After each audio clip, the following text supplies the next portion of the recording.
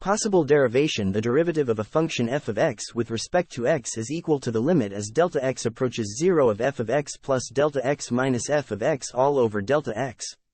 For the function e to the power of 2x, the derivative is equal to the limit as delta x approaches 0 of e to the power of 2x plus delta x minus e to the power of 2x all over delta x.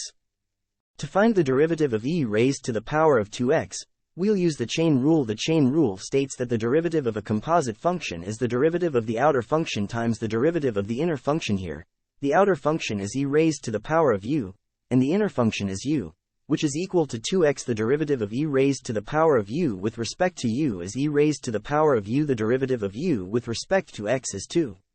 So, the derivative of e raised to the power of 2x with respect to x is e raised to the power of 2x times 2. Factor out the constant 2 times d over dx of x. All raised to the power of 2e to the power of 2x. The derivative of x is 1. This is equal to e to the power of 2x.